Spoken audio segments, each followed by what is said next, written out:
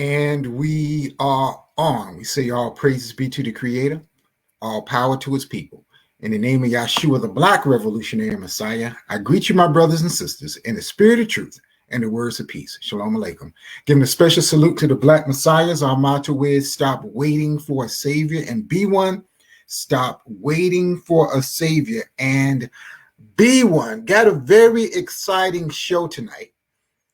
Sister Joy Lampkin Foster will be joining us in a few minutes. But just hoping everybody's having a good evening out there. Hoping everybody is having a good evening, preparing for the colder weather that's coming on. And one of the things that I want to appeal, especially to the men in the community, daylight savings time, the nights are going to get longer, the days are going to get shorter very soon. Very soon. So I hope we start organizing. I hope we begin to organize so that we can protect especially the women and children and the elderly in the community. Because as you know, many times when it gets dark or this time of year, before the so-called holidays or around the so-called holiday season, there are a lot of book snatchings. There are a lot of assaults on women and children in the community. So it's time for the men in Durham to really start organizing and be proactive to be ahead of the curve. So we won't be running around like chickens with their heads cut off when it's time, when things start happening. So I'm going to bring Sister Joy Lampkin Foster on. Greetings, sister. Hey, good evening, Brother Paul. Good evening, everyone who's watching. I am so happy to be here, really honored to be here, and just appreciate you for having me on this show tonight. Um, I am in the car because I am always somewhere out here in the community. So just wrapping up another meeting, but happy to be here with you. And honored to have you. So let's start off tonight telling the viewers what you do in the community, the important work you're doing, especially helping the babies in our community. Yes, yes, yes, yes. I am all about supporting families in Durham. I have a special interest in making sure that Black and Brown families are supported, and those from other marginalized communities are supported here in Durham. I am a mom myself. I have a 2-year-old. I am a birth doula. So my work with families and babies really starts in the birth room. But it doesn't end there. I am a reproductive justice advocate. And Mm. part of what reproductive justice says is that it's not enough just to make sure that people are able to bring life into the world safely, but that once those lives are here, that they are able to thrive, that they are able to have health care, that they are able to grow up and thrive and reach their full potential, that they are free from violence, that they have safe places to play, that they have nutritious food access. So we are here, those of us who consider ourselves reproductive advocates, at least in part, are here to make sure that people, children, but also the communities and families that they're born into are able to live in dignity and in peace. Mm. So that is the foundation of my work. More specifically, I do a number of things in the community. In addition to being a birth doula, I am also an advisor and a consultant. And so, what that looks like on a day to day is really being in spaces and rooms with people who have decision making power and helping them to connect with issues and populations that they may not really have any connection to, but are making decisions for. We know that. a lot of times decisions for communities that are marginalized are not even made by those communities. So I make it my business to make sure that the powers that be are really educated on the actual needs of marginalized communities, and really inspire them to do the right thing, essentially, which in my mind is to share power with those communities. And so we're having more and more conversations, and I think that people are really starting to really understand what true equity is and why they should participate in that. But it is, it's a lot of tough conversations I'm having with people who have so-called power. And so that's part of my role. And then in addition to that, I also just love being on the ground with families and parents. I run parent groups, make sure that parents are supported. I often just get text messages and calls from people saying, hey, do you know about this? Can you help me find a nanny? Can you help me find a doula? Can you help me find this resource for my child? Or I'm struggling with this health issue. Can you help me with that? So just really grounding my work in the birth workers, the black birth workers of the 20th century. These were grand midwives who were delivering babies, but they weren't just delivering babies. They were counselors, they were resource providers, they were spiritual teachers, they were everything to their communities. And so that's where I take my inspiration from. Now, for those people like me who may not be familiar with what a birth doula actually is in the history, can you go into that, please? Yes, absolutely. So, birth doulas in modern day time is someone who really provides physical but also emotional and informational support to pregnant, birthing, and postpartum people. And so, that could look like a number of things. For me, it really looks like doing a lot of self advocacy preparation for my clients because, again, I'm primarily focusing on Black families. And so we unfortunately know that our healthcare system is a traumatic place in a lot of cases for people who are giving birth and who are Black. I hear harrowing stories way too often. Nationally, but certainly also here in Durham in our healthcare systems, of people not being listened to, of people being on the brink of hemorrhaging and their voices not being heard. During birth, I hear people being just kind of disrespected in the birth room. And so a lot of my work is to make sure that I'm preparing my clients to, in the midst of doing the most challenging thing that you can do, which is bring life into the world, to also figure out how to find their voice and to make sure that they are advocating for themselves so that they can survive and thrive and so that their child can do so as well. Hmm. So that's a lot of my focus, but a lot of it is also just a lot of beautiful things like bringing partners together. If you have a partner during your birth, making sure that your partner is informed and feels comfortable and is ready to support you emotionally, listening to people. I mean, I think that's probably 90% of the job is being a listening ear, making sure that my clients feel heard, helping them to come up with a birth plan so that they are not just going into it with a blind eye, but that they have done their research to say, here's how I want to give birth, and here are the ways that I'm going to achieve the birth that I want. At least as much as possible. There are a lot of interventions that may be pushed on people in this day and age while they're giving birth. And so helping people to navigate that and say, hey, is that something that I really want, or is that something that that was pushed on me? And Hmm. being, again, able to do that self-advocacy work in the best interest of your well-being and health, your personal well-being and health.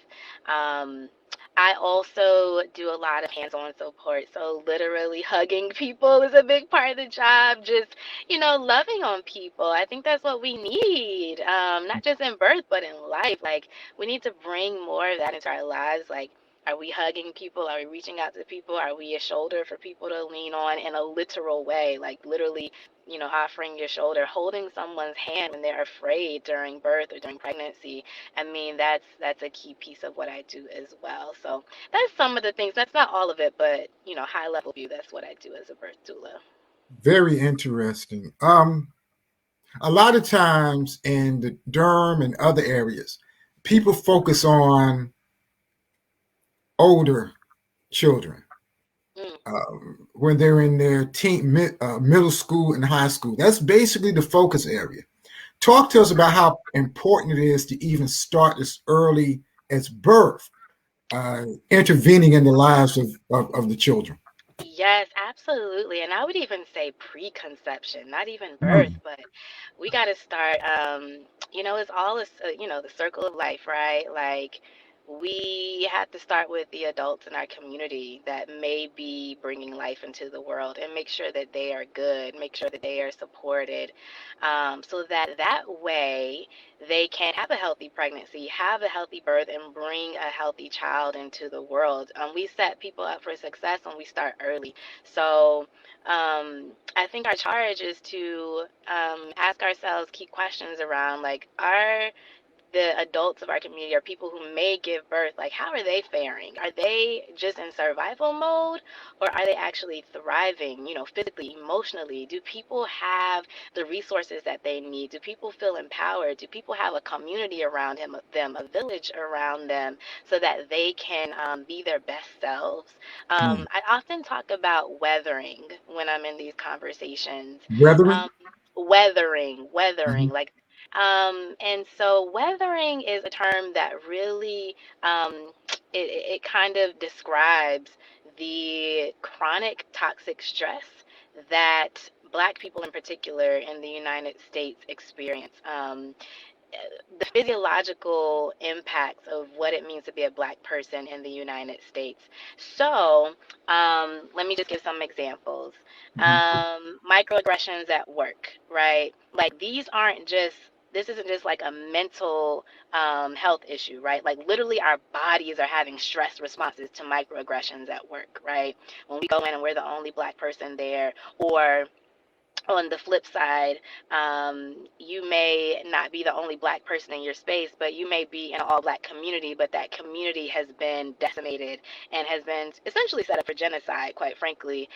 All of the stressors that go along with that, whether it be gun violence, whether it be, inadequate housing, those are stressors that have a physiological manifestation in our bodies. And so imagine, as a pregnant person, you are not just going into pregnancy, all healthy. You're going into that pregnancy with pre-existing conditions, sometimes which aren't identified. Sometimes we don't have a name. Our doctors may not have a name for a pain that's in our abdomen, and we can't figure out why that pain is there.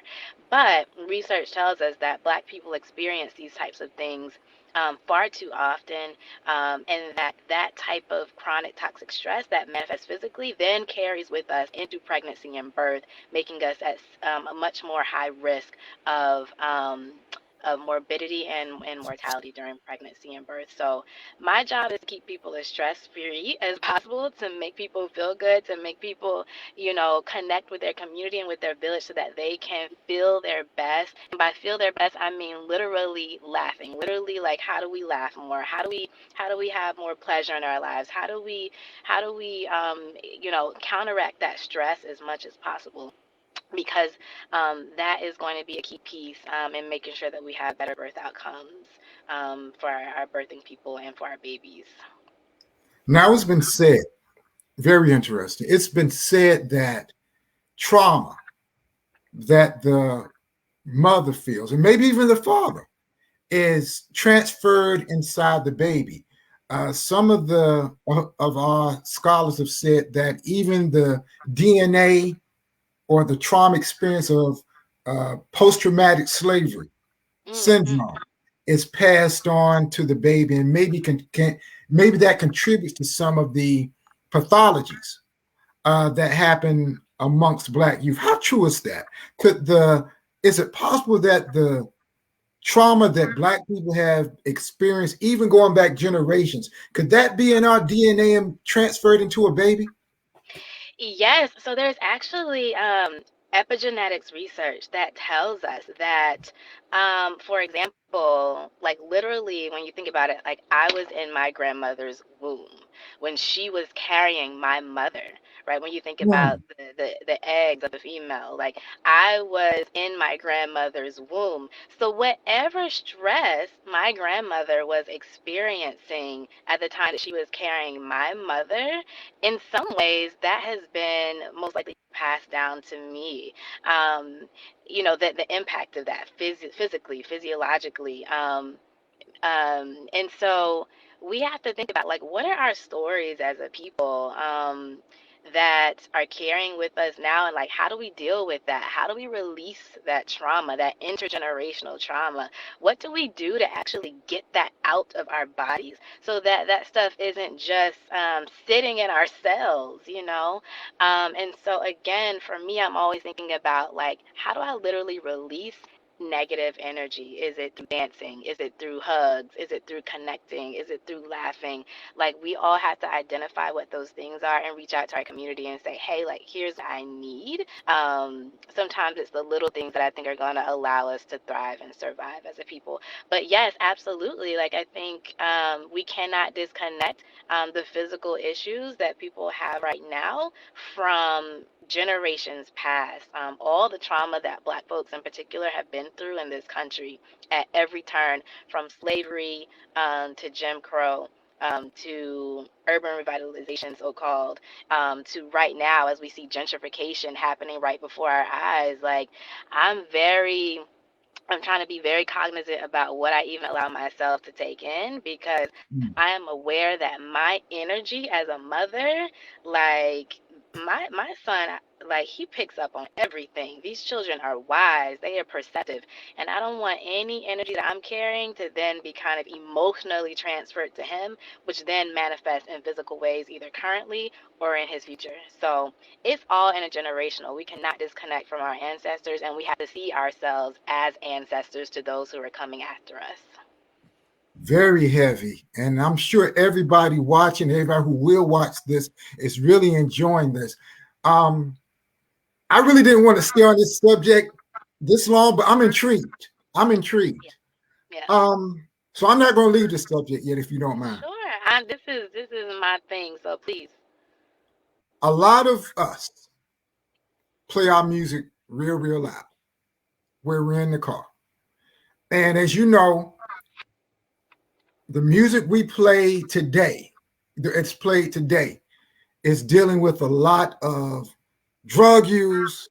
I'm not all of it, but I would say most, up in the 90 percentile of the music that is being streamed, that is being promoted to the youth, that's being played on the radio, played on satellite radio, and a lot of us like to play our music real loud.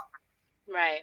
A sister is with child, and she is constantly listening to music: kill, kill, kill, kill this brother, kill this sister, smoke this, drink that. Will that have an impact on the baby before the baby's born? That's an awesome question. So I think that we have to be very mindful about our subconscious minds. Meaning that we have thoughts all the time, but some of our thoughts, we aren't even aware that we are having them. And I know, like, as a person, like, as a vocalist, as a singer, as a musician, I know that one of the most powerful forms of thought transfer is through music. Mhm. Music becomes like, it can put you in a trance almost, right? Like, when we're singing choruses and hooks, like, that thing gets in your mind. It's supposed to be that way. Mhm. That's what makes music so beautiful, right? It takes you with it. But I think that everyone has to know themselves a little bit, and I'm a very, like, self-reflective person, and I'm constantly saying to myself, how is this impacting me? And I encourage other people to do the same. I can't tell anyone, hey, don't listen to that music, because you might receive that song differently than someone else receives it, right? Um, Words in a song, lyrics in a song carry different meanings for different people.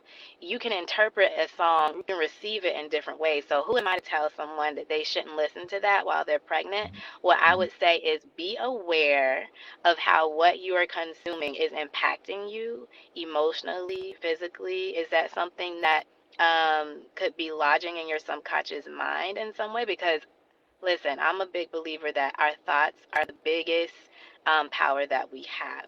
And it can also be our biggest detriment. The way Right. we think, whether it be conscious or subconscious.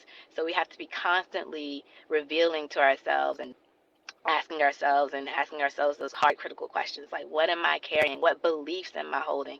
And absolutely, I think that music, poetry, words, affirmations can certainly uh, solidify our thoughts, the thoughts that we already have in our mind. So being conscious of that, I think, is really important. Mm.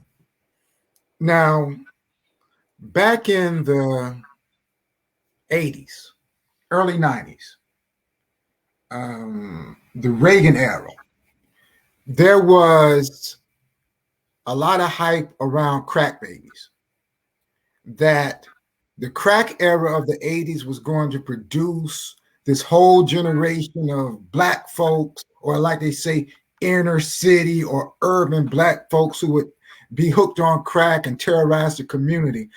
A lot of people begin to say, 20 years, it was a myth. What are your thoughts on that? And we're talking about, let's do hard drugs first, like crack and other things. Was the crack baby ideology, was it a myth, or is there any logic to that? Right. I want to make sure I understand your question. So when you say crack baby ideology, run that back one more time for me. Yeah, What do there you was mean? a myth. There was a myth back in the. I won't say a myth because I'm really posing the question. Hmm. There was when Nancy Reagan had her "Say No to Drug" campaign, Hmm. and we're talking about. I'm showing my age, but we're talking about the late '80s. Late '80s. Hmm. She had her whole "Say No to Drugs" thing, and one of the things that started coming out was that, okay, you're all gonna have a bunch of crack babies. If you're using crack and you're pregnant, your baby's gonna come out addicted to crack, and they're gonna Right. be unable to function, and that's really a prison sentence because of your crack use. A lot of people say that turned out to be a myth, because if that was true, we'd be in a lot worse situation we are Mm. now. What are your thoughts on that? That's a great question. Listen, I'm not a history buff, but here's what my gut says. Um, Number one, it's all by design, right? Mhm. Like poor people, black people being more exposed to um, drugs and let me say, people of all socioeconomic levels and races use drugs, but Mhm. being exposed to drugs in such a way where you also do not have the support to then deal with that drug addiction. You don't have the money, you don't have the resources, you don't have the support, right? Like rich folks are out here functioning on hard drugs, but Right. they also have therapy and doctors and all these things, right? Um, And a safety net. and a safety net, right?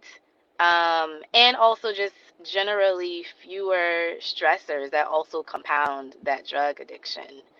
Not to say, listen, everyone has problems, right? Doesn't matter social and economic level, which is why people of all socioeconomic levels use these hard drugs. But nonetheless, I don't think it's like comparing apples to oranges when you talk about those with economic resources and those without.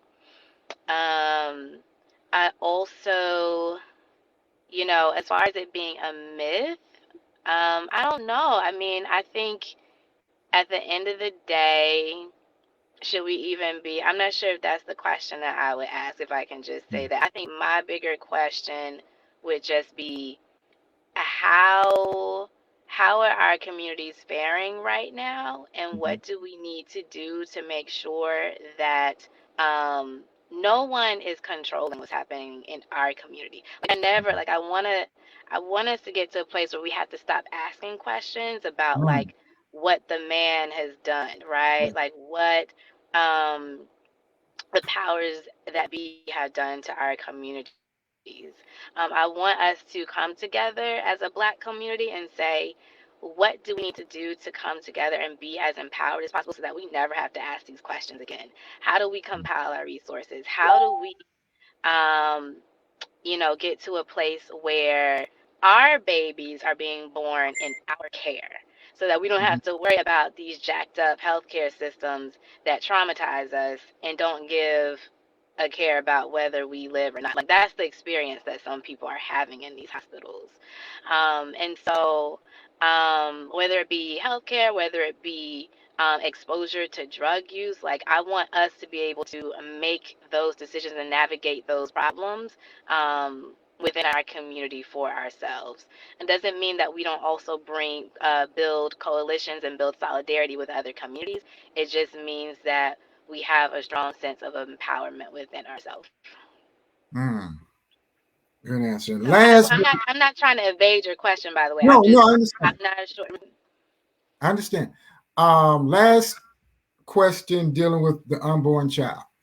Um, with marijuana becoming legal in probably in the next 2 years, probably every state. Do you think that smoke or the marijuana use has an effect on unborn children? Um, so I would not be the person to speak to that. I'm not a doctor. I'm not a public health official. Um, but what I will say is do your research as a pregnant person. That's my role as a doula, it's not to say whether you should or should not do something. It's to say, hey, here are the facts. Okay. And then you can make your decision from there. And then I'm going to support you no matter what. Like, doulas are non-judgmental, compassionate providers.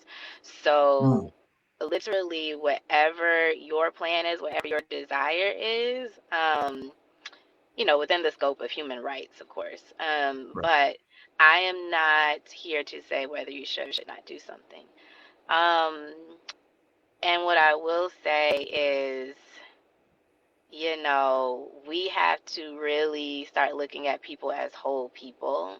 Mm, Like, people are stressed, people are going through all sorts of things, and people may decide to use these recreational drugs, whether it be marijuana or something else, to cope or just because that's what they want to do. And I really want for us as a society to start asking questions around, like, how do we just support people so mm, that they can then thrive instead of us being such a punitive society. right. We know that Black folks are much more likely to Black birthing people are much more likely to have their children taken by the government through child protective. I'm putting that in quotes because it's again another traumatic system, another harmful system that we put the word protective on, and it's Black folks are a lot more likely to have their children taken away for something like a marijuana offense than a Mm, white person who is giving birth. And so we have to make sure that at the very least, the way we're approaching things like marijuana as a society and how we deal with that mhm. is equitable.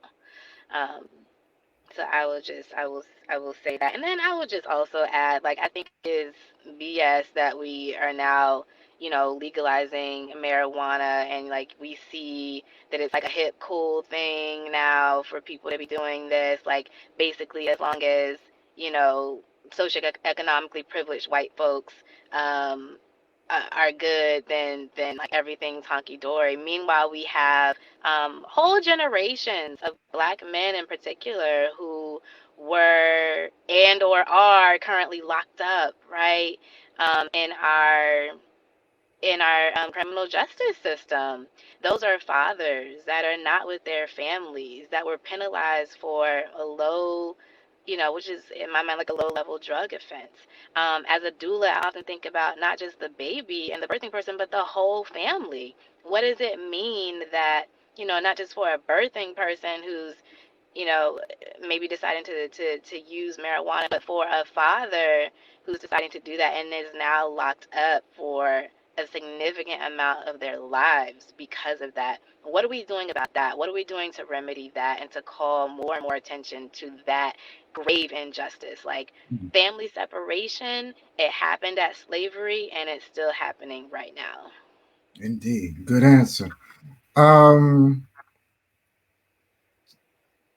the chief of staff, Sister Sharon, for the Black Messiah community, she just posted back in the 80s, there were a lot of crack babies. I know several nurses in my family spoke on baby how crack babies acted after birth. And she said, yes, marijuana does have an effect on a child. Okay. Um, Now, moving forward, Durham now. I know you have been very vocal and instrumental in organizing the community around the issue of you, Ashley, Maya, um, more people, activists, have been organizing and mobilizing around the school bus issue in Durham and how the situations which the school buses are affecting our children. Can you speak on that, please? Yes, absolutely. So again, all of my work is rooted in reproductive justice, which says that parents, children should be able to live in dignity, should have their human rights fulfilled. Part of that is education, being able to receive an education. We can't get an education if there's no way to be transported to receive that education. So currently, we know that there's a national bus driver shortage crisis, where there are not enough drivers to drive buses to get our kids to school. And yet, I feel that we cannot keep talking about a national crisis at the expense of focusing on what our local community needs. I'm not interested in, talking about and keep, pontificating about how there's this national thing. Okay, great. And let's figure out how to solve that for our community here. And so that's where our heads are on this, is how do we as a community come together to solve this problem? How do we as a people lead on this and not just leave it in the hands of our school system to do so? Now, I do think that the school system has a responsibility and has a hand in this. But frankly, I don't think that our school system is going to be able to solve this issue anytime soon, not alone. We need literal everyday citizens to come together and step up to the plate and come up with community-driven solutions. And so that's what Ashley Kennedy, Maya Jackson, and I have started working on, along with others in our community. Back in September, we piloted our first test of what it would be like to have a parent-led carpool situation where parents could come together to get kids to school. It was an effort that really just came out of an immediate and urgent need. Kids were not getting to school, kids from McDougall Terrace specifically, and we know that that's not the only community, but McDougall Terrace has activists like Ashley speaking out, and so it became the public became more aware of that through Ashley's efforts and my efforts, that there were up to 20 middle schoolers in Lowe's Grove who were not, or Lowe's Grove students, Lowe's Grove middle school students who were not getting to school either on time or at all. And that was since the second week of school. And so that brought to our attention, wow, like if this is happening here in this community, it's probably happening in other places in Durham. And so since then, Ashley and I, we have been on a bit of a listening tour, a problem solving tour, trying to meet with parents, anyone who will talk to us about what has been going on so that we can get a stronger sense of what the core issues are that parents are experiencing on the receiving end of this and what kids are experiencing on the receiving end of this.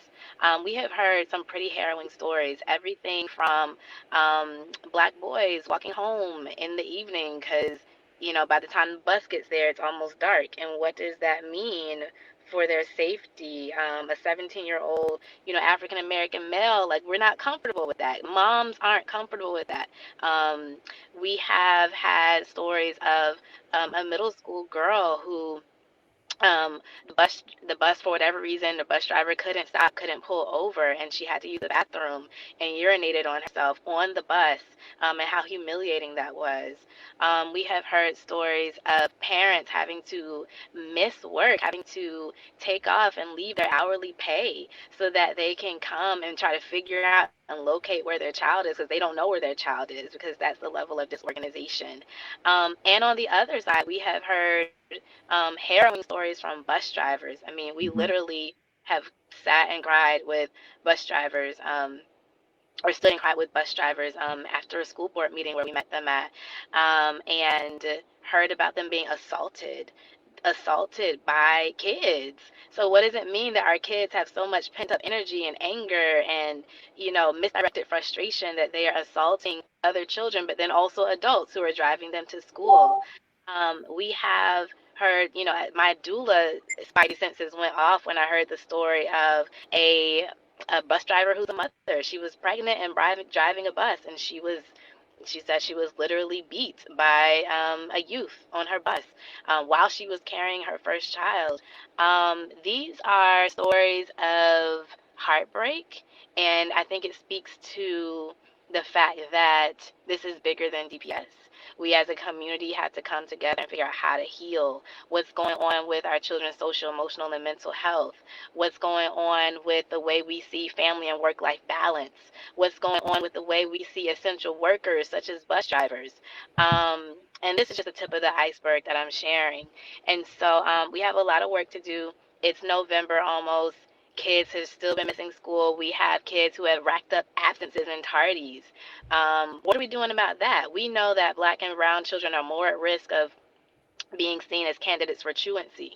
And again, having the government involved in that family separation piece through child protective services when something like, continued missed absences happens, to no fault of their own. The bus didn't come.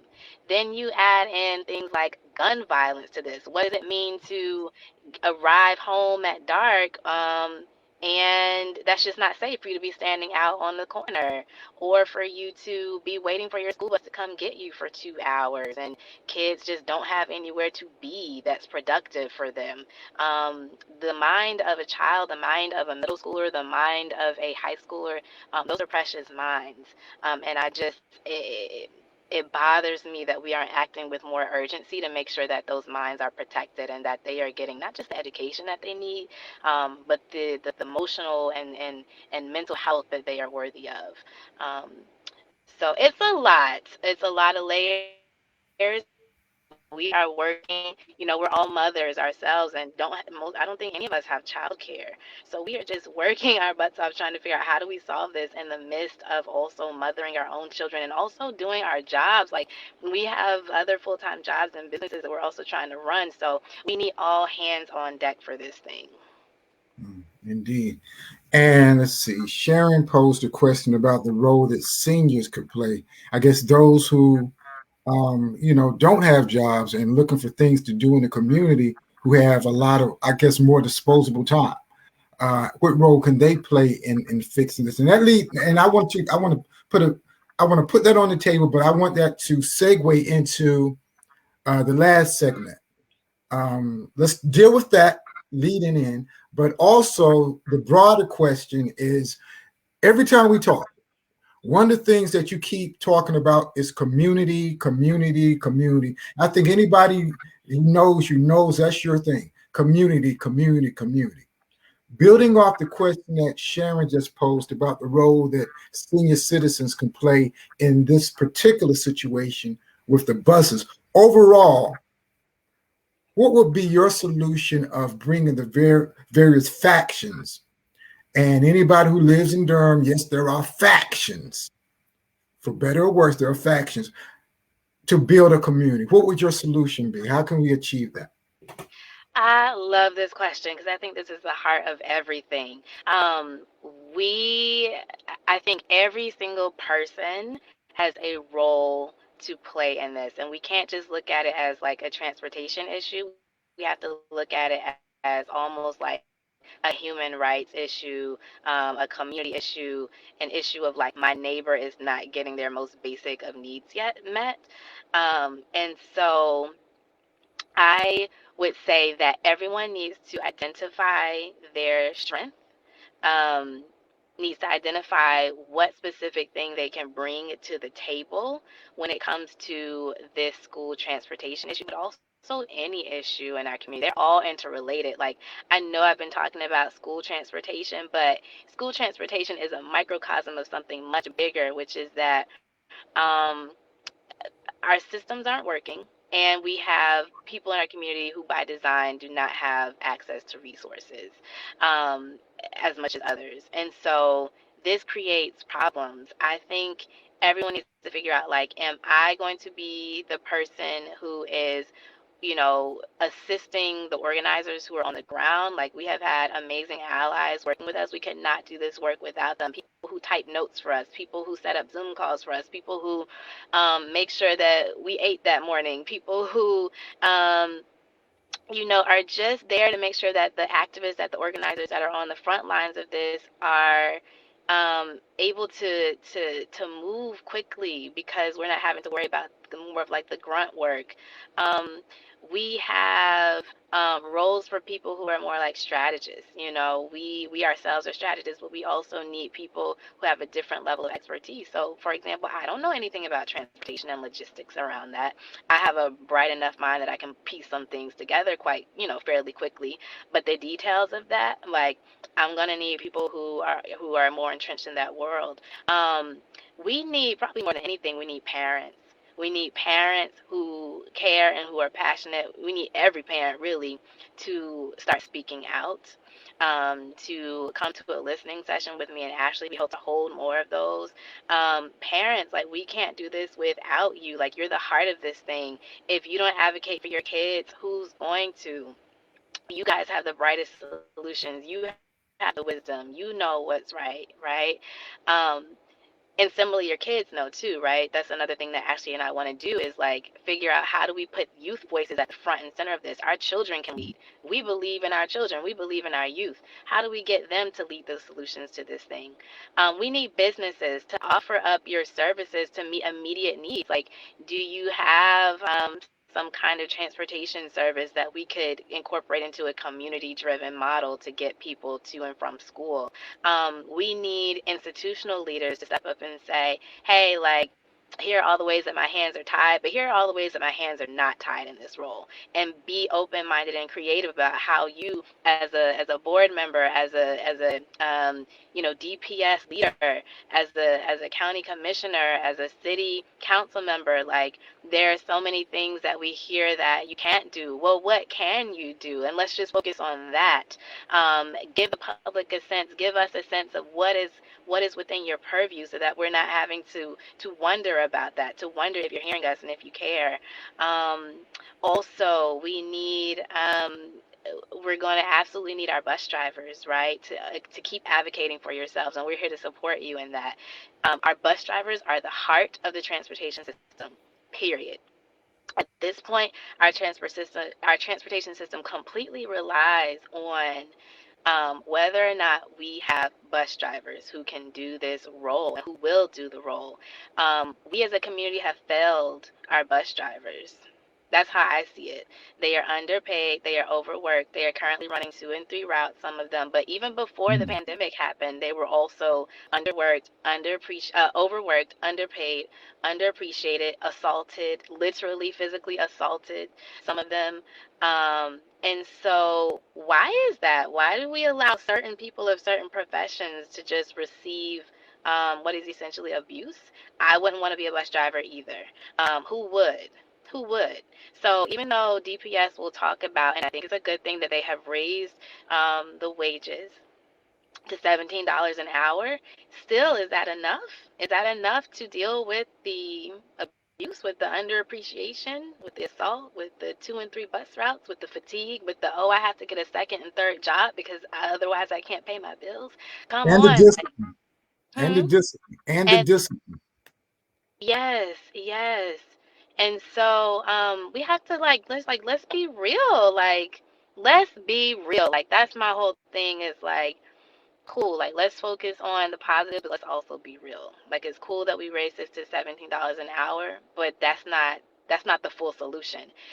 Overworking bus drivers 2 to 3 routes, that's not the solution. um, and so all this to say, we need all hands on deck. Truly, truly, truly, we need all hands on deck. I know a lot of people have been asking me, like, what can we do? And I appreciate that. So, um, the catch 22 is that it also takes a little bit of time to formulate a strategic plan. And so I'm, as an organizer, countering, like, I gotta fill like urgent needs with, we also, I like to be able to, like, if I'm asking you to plug in, I'm asking you to plug into something that's organized, right? And so that takes a little bit of time. But given that we, started working on this in an intentional way, Ashley and I, in an intentional way in like late September, I think we're doing pretty good, given all of the constraints of our lives as mothers and as people who also work. I think we're in a good place, and I'm hoping to be able to have something more concrete for the community to plug into this upcoming month. I mean, we really need to, because again, we're going into November, and as you say, Brother Paul, like, the days are getting longer. I'm sorry, the nights are getting longer, the days are getting shorter. Listen, we don't know what other kind of safety issues are coming down the pipeline that are going to compound with this transportation issue. So we got to Indeed. be on it. Indeed.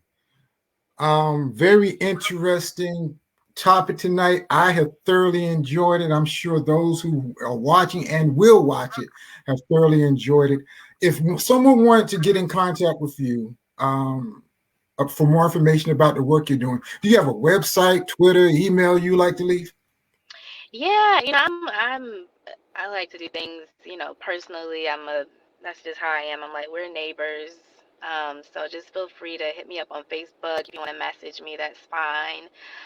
Yeah, and we'll go from there. Joy Lampkin Foster, you can always message me there, and I'll return your message ASAP.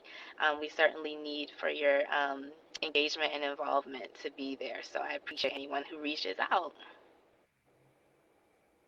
Indeed, indeed. Let me check the, let's see.